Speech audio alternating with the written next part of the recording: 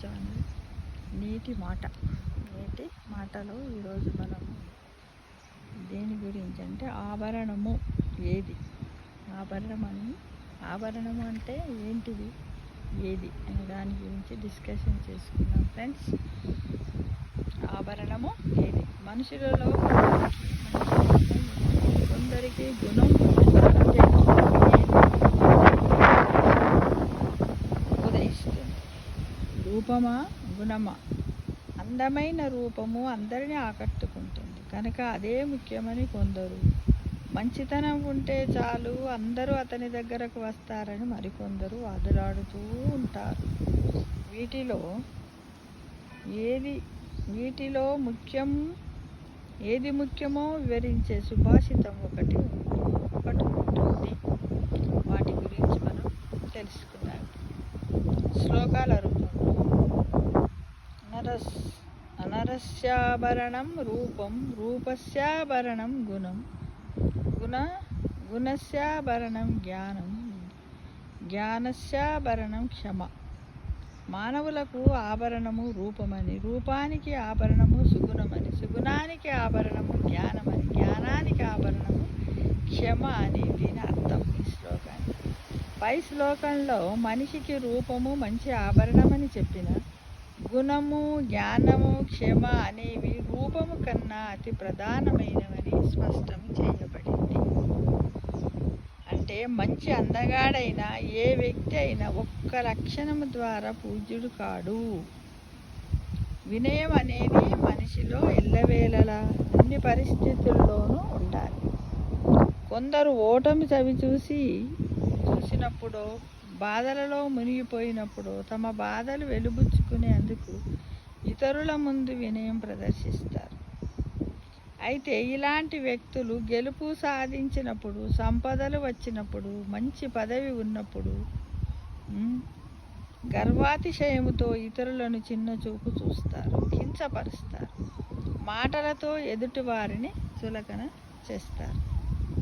అందంగా ఉండటం మంచిదే, కానీ తను అందంగా ఉన్నానని అందవిహీనులను గేలి చేయడం తగనిది. ఇందుకు మహారాజులైన మినహాయింపు కాదు. సామాన్యులు గర్వాతిశయముతో తనకన్నా ఏదో విధముగా తక్కువ ఉన్న వారిని కించపరిచారంటే అది వారి మూర్ఖత్వమని సరిపెట్టుకోవచ్చు. కానీ అసామాన్యులే అలా ప్రవర్తిస్తే అజ్ఞాని అని అనుకోను. అన్నీ ఉన్నప్పుడు, ఆనందంగా ఉన్నప్పుడు కూడా హద్దులెరిగి ప్రవర్తించాలనేది పెద్దల మాట.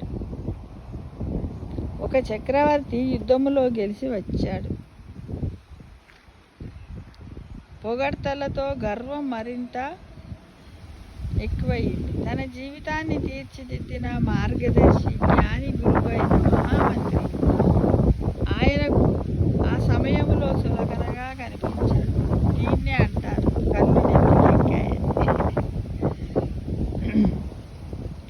అతనిలో గర్వంతో పాటు అహంభావం కూడా పెరిగింది. మంత్రితో ఎలా వ్యవహరించాలో కూడా మర్చిపోయాడు. మంత్రివర్య, మీరెంతో తెలివైన వారు, జ్ఞాననిధి, గొప్ప వ్యూహకర్తలు. ఈ తెలివితేటలతో పాటు అందం కూడా ఉంటే ఎంత బాగుండును అన్నాడు. అసలు అతను చక్రవర్తి కావడానికి కారణభూతుడు ఆ మంత్రి. కొలువులో అందరూ చక్రవర్తి మాటలకు ఆశ్చర్యపోయారు. తనను నిండు సభలో అవమానించిన చక్రవర్తిపై ఆ మంత్రికి కోపం రావాలి. ఆ మంత్రి ఏ భావము ప్రకటించలేదు. తనను తక్కువ చేసి మాట్లాడిన రాజును తులనాడలేదు. దగ్గరలో ఉన్న ఒక పరిచారకుడిని పిలిచి, ఎండ మండిపోతుంది, ప్రభువులకు దాహంగా ఉంది, తక్షణమే స్వర్ణపాత్రలో ఉన్న శుద్ధమైన జలాన్ని తెచ్చి ప్రభువులకు తాగడానికి ఇవ్వు అన్నాడు. పరిచారకుడు స్వర్ణపాత్రలోని జలాన్ని ఒక బంగారు గ్లాసులో తెచ్చి ఇచ్చాడు. ఆ నీళ్లు వెచ్చగా ఉంటాయి, దాహం తీరి ఉండదు. మట్టి కుండలో నీరు తెచ్చి ఇవ్వు అన్నాడు మంత్రి. మళ్ళీ టెస్ట్ పెట్టాడు అనమాట. ఇక్కడ పరిచారకుడు మట్టి కుండలో నుంచి తెచ్చి ఇచ్చిన నీటిని చక్రవర్తి తృప్తిగా తాగాడు. వెంటనే ఆలోచించాడు మంత్రి. ఒక్కసారి నీటిని గురించి ప్రస్తావించడం, పరిచారకుడి చేత స్వర్ణపాత్ర, మట్టి పాత్రలోని నీటిని తెప్పించడం, ఇదంతా ఎందుకు చేశాడు అని ఆలోచించాడు. ఎవరు? రాజు. వివేకవంతుడు కనుక వెంటనే అర్థమైంది, జ్ఞానోదయమైంది. వెంటనే సింహాసనం దిగి మంత్రి వద్దకు వచ్చి, గురుదేవా, మన్నించండి, గర్వాతిశయంతో కానీ మాట అన్నాను. బంగారు పాత్ర విలువైనదే కావచ్చు, అందంగా ఉండవచ్చు, కానీ దానికి నీటిని చల్లబరిచే గుణము లేదు. మట్టి పాత్ర బంగారు పాత్రతో సరితూగలేదు, అయినా నీటిని చల్లగా ఉంచుతుంది. అందము కాదు, గుణము, జ్ఞానము, క్షమ అనే ఆభరణాలే అతి విలువైనవని మీరు బహు చక్కగా బోధించారు. నా అపరాధాన్ని మన్నించండి అన్నాడు. ఆ చక్రవర్తి మరెవరో కాదు, మౌర్య వంశ వ్యవస్థాపకుడు మౌర్య చంద్రగుప్తుడు. ఆ మహామంత్రి ఎవరో కాదు, మహారాజనీతివేత్త, చతురుడు, అర్థశాస్త్ర రచయిత, కౌటిల్యునిగా పేరుగాంచిన చాణక్యుడు. చూడండి ఫ్రెండ్స్, ఈ విధంగా మనస్సు, ఇవన్నీ ఉంటేనే ఇవే మనకు ఆభరణాలు. కానీ ఆస్తి పాస్తులు, బంగారం, సొమ్ములు ఇవి మనకు ఆభరణాలు కావని అందరు గ్రహించాలి ఫ్రెండ్స్. ఇదే సమస్త లోక సుఖినో భవంతు.